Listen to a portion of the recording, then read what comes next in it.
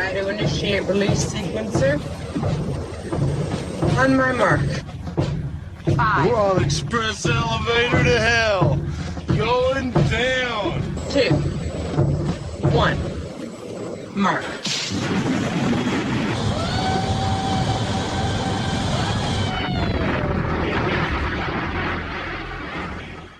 Hello, everyone. My name is Mark, a.k.a. Derringer. Today is Sunday, May 10th, and you are listening to episode 260 of the Instant Action Podcast, your weekly source for planet-side news and information. As always, I'm brought to you by great listeners like you via the Support the Show tab on instantactionpodcast.com. Speaking of the Support the Show tab on instantactionpodcast.com, I wanted to, before anything else, give a quick shout out and a thank you to Andrew, who made a donation via PayPal to the show. In his little note, he wrote, "Not very Bushido," so I'm guessing Andrew is a member of Bushido Way. But again, thank you for that donation. Other than that, this is, I guess, a big episode for me, even though it's probably going to be a shorter than normal episode, because as I said last week, this is actually the 5th anniversary of the Instant Action Podcast.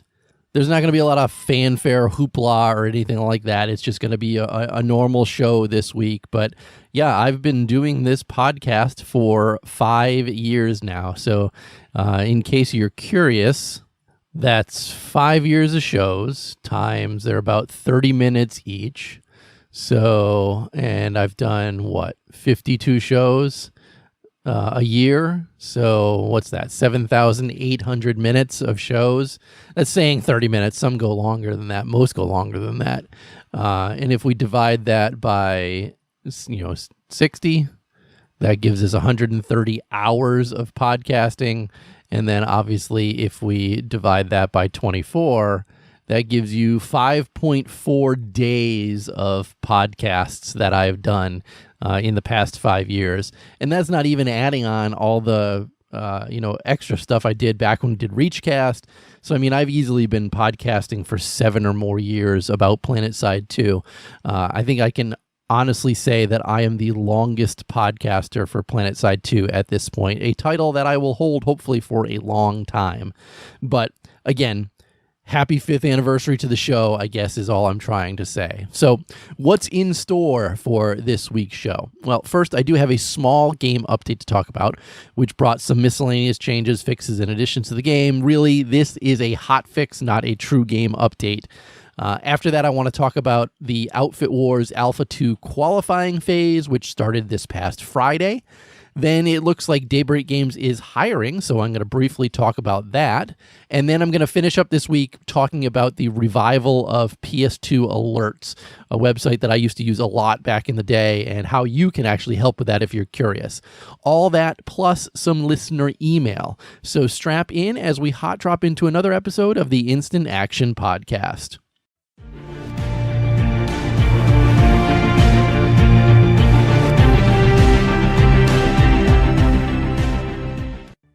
So before we dive into our first topic this week, I want to remind everybody that I'm recording today on Mother's Day.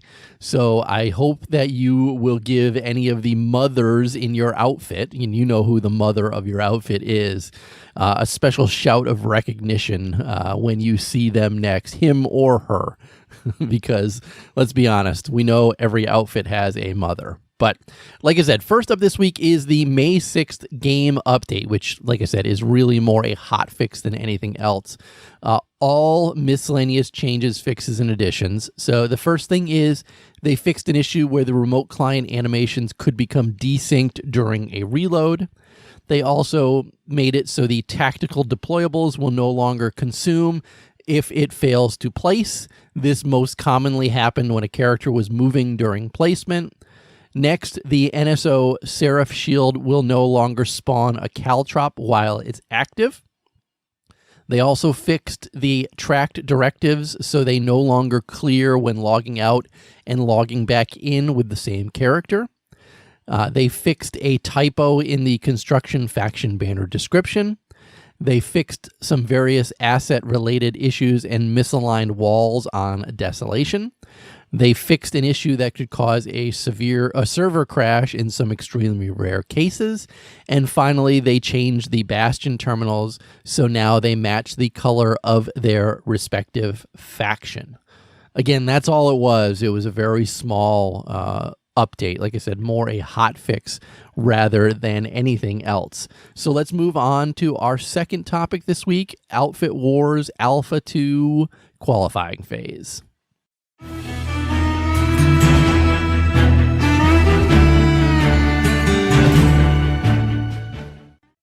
So like I said, Outfit Wars Alpha 2, the qualifying phase, began this past Friday. And if you're unfamiliar with the change that was made, each each qualifying phase for Alpha 2 of the Outfit Wars is limited to a 3-day period. So there is during prime time on Friday, prime time Saturday, and prime time Sunday.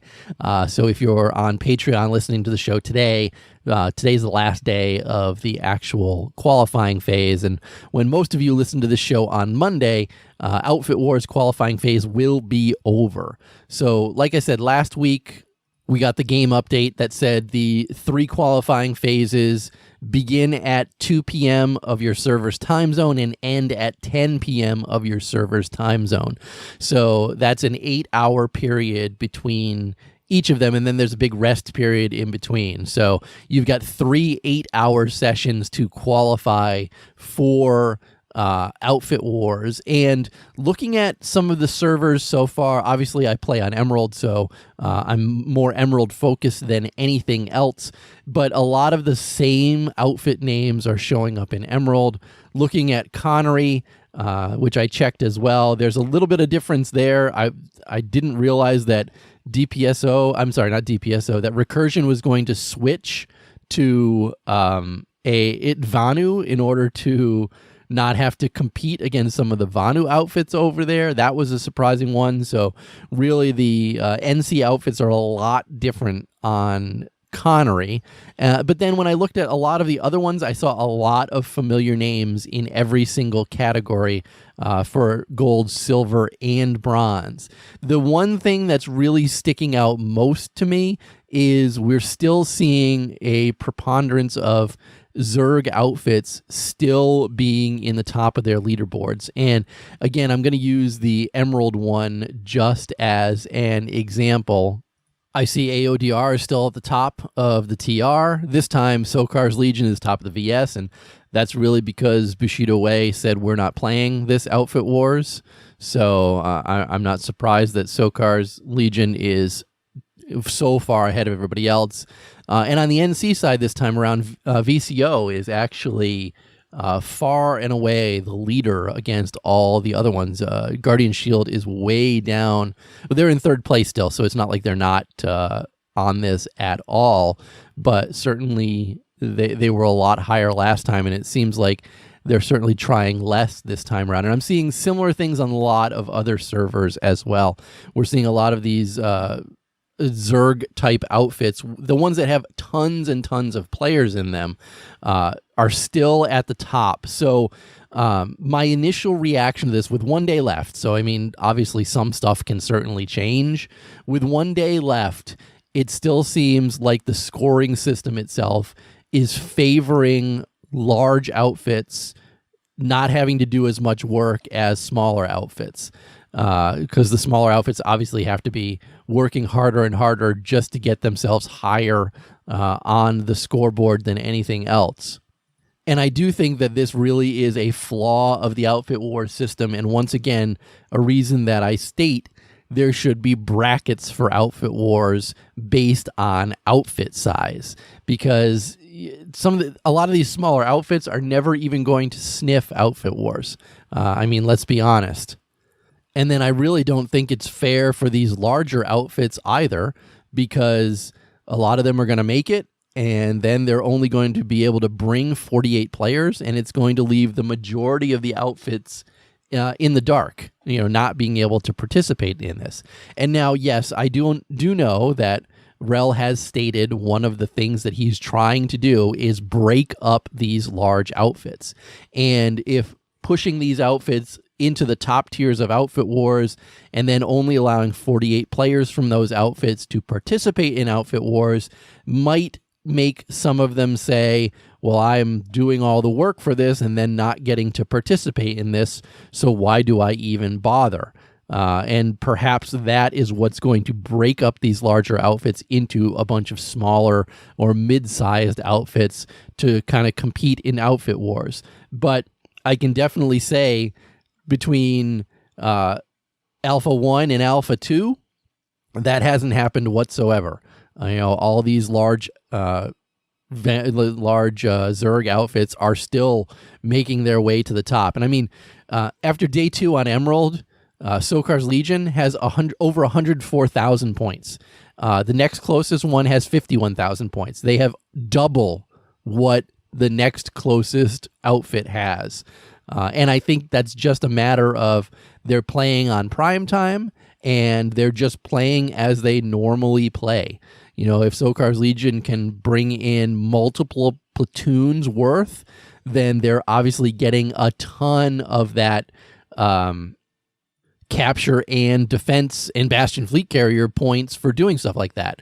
Now, as much as I'm harping on this, saying that I don't like how this is going, I will say that in speaking with some of the people who are participating in this, and I actually got some really good feedback from one of the people playing with the Praetorians on Emerald, saying that they do feel that the changes to scoring, more than anything else, have made this qualification phase of Outfit Wars a lot more enjoyable and a lot less toxic for most of the outfits participating in it. Because don't forget, right now, participating in a base capture gives you 250 Outfit Wars score maximum. Defending a base gives you 100 Outfit War maximum. And again, they're only scoring the top 10 players in your outfit in order to determine what the score is for the Outfit Wars itself. So I can definitely say that this is focusing a lot less on just ramming all your people into, the base itself in order to capture it and hold it and get points for holding it and stuff like that. So I can say definitely the capturing and defending aspect of it is much better than it was. However, obviously it still does favor a lot of these large outfits, because if you can take let's just say you can bring 2 platoons of people onto a single map, and you take your 4 squads or 8 squads of 12 players and you drop them on 8 different bases on the map, and they all perform a capture or a defense of a particular base and get their 10 players onto the board, they're all counting towards Outfit Wars score. It really, really favors those larger outfits. They're going to get so much more score than anybody else can. And I mean, I just want to focus again on Sokar's Legion having double what the other Vanu outfits have on this scoreboard. I don't think that Sokar's Legion even has to participate today to lock in the gold tier for this round of qualifiers. And is that similar on some of the other servers? I'm not 100% sure. Looking at the Connery server, that's not true. I mean, the scores themselves are a lot closer than that particular one, and maybe that's the anomaly, but it's kind of a really, really big one that's kind of slapping everybody in the face that's going on the Emerald server. Again, looking at the Connery server, it's definitely less, it's not as, that's not as extreme of a case where one outfit doesn't even have to participate on the last day to lock in, their spot within Outfit Wars. But still, I think overall, the entire Outfit Wars qualification phase still has some flaws to it. Again, I will give them props on making the changes to capturing and defenses, because that definitely has removed the outfit versus outfit on the same faction infighting. Obviously, when we were doing it in round 1, we were doing our best to steal base captures from other Vanu outfits within the game itself, and that certainly is no longer happening in this round of Outfit Wars. So again, I will give them props for making that change. I'm also not exactly sure how the Bastion change is really reflected in this. I'm curious if someone can put together some sort of scoring system at the end, or scoring spreadsheet at the end showing how the Bastions actually contributed to this. But I mean, I know on Emerald, every time I'm online, I see VCO pulling a Bastion, and I mean, that's 1,000 points for them every time they pull one. So I'm still concerned a little bit that that's easy 1,000 points that you can bring to the game, especially if you're a larger outfit playing in Outfit Wars themselves. So again, we're going to get one more day of this today as I'm recording this week's show. And then the combat phase is actually going to be on May 16th, which is next Saturday. So when I record the show on Sunday, May 17th, I will be able to talk about the next winners of Alpha Cycle 2 of Outfit Wars. So I certainly do look forward to that, and good luck to everybody who's going to be making it and getting in to the next round of Outfit Wars. With that, let's move on to our third topic this week.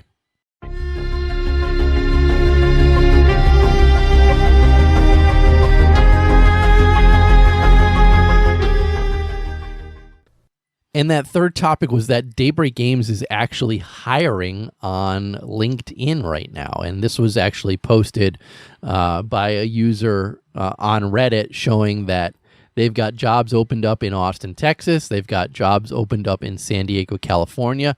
And if you actually go on to LinkedIn itself, you can see they're looking for a senior gameplay engineer in San Diego, which makes me think that that is most likely PlanetSide 2 related. They're also looking for, a business intelligence analyst, which is hilarious because scrolling through the things that are required to be their business intelligence analyst, this is stuff that I do on a daily basis with the current job that I'm in. Unfortunately, I don't live in San Diego, California, so I'm not about to be their business intelligence analyst, but looks like I could apply for this if I wanted to. Other than that, they're looking for a lot of other things for their Austin, Texas office, and a lot of them are for an unannounced project, which certainly has me kind of interested in what the heck they're going to be doing with an unannounced project. But if you've ever considered working for Daybreak Games on any of their titles like PlanetSide 2, if you go to their LinkedIn site, you can see they've got a bunch of stuff up there. And they're looking for people to work within the company itself. And Justin actually responded to the post on Reddit saying that both studios in San Diego, both Dark Paw, which does the EverQuest stuff, and Rogue Planet Games are hiring, and that you should look to the site because they're going to be having even more listings coming up soon. And he even went on to say that in addition to that, they have more new hires that are helping with the PlayStation 4 port of all the recent changes to PlanetSide 2 as well. So again, if you were ever looking to work for Rogue Planet Games or Daybreak Games in general, you should be checking out their LinkedIn site because it does look like they are going to be doing a round of hiring. With that, though, let's move on to our fourth and final topic this week before we actually get into some listener email.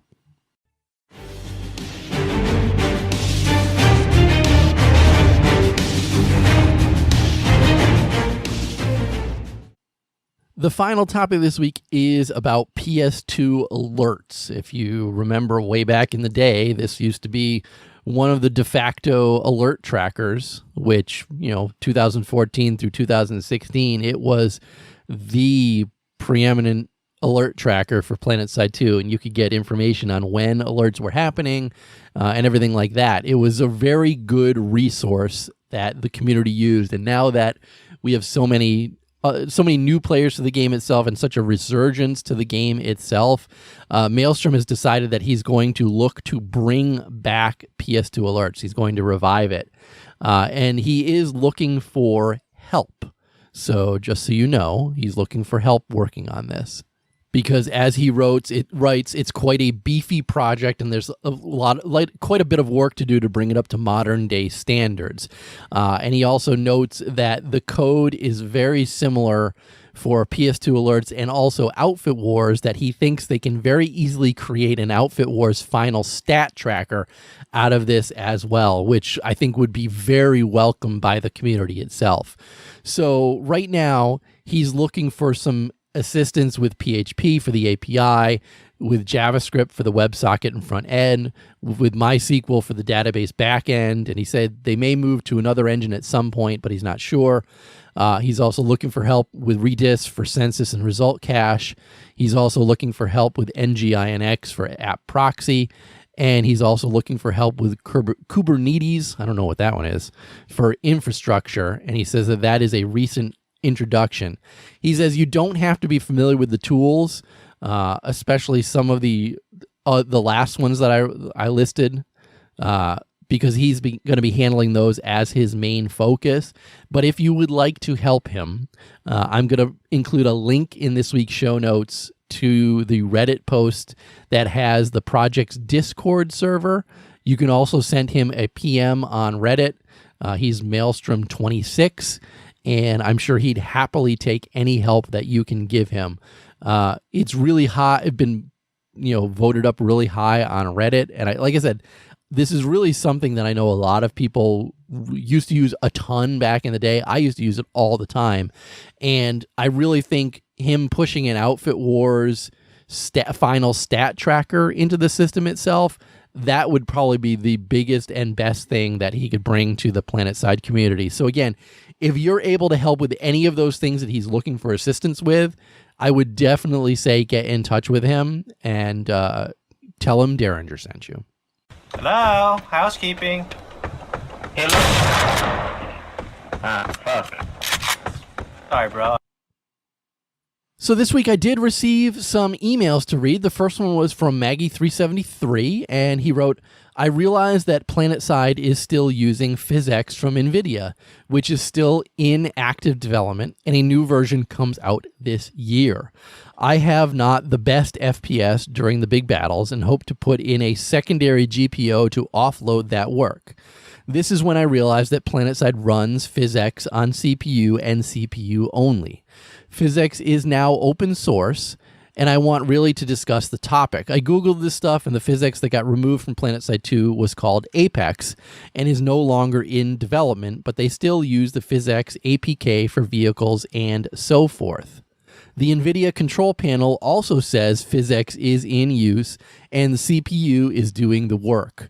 Setting this load over to a secondary GPO or to a GPU itself would probably be a performance increase, since GPUs today are much more powerful and are not utilized to the max.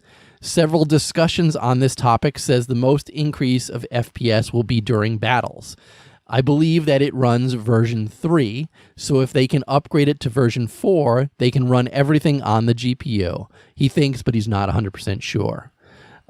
He says the dev team is larger, and this is our chance to do something about this. And also he wanted to know if I have been talking about the Osher screen in Sanctuary.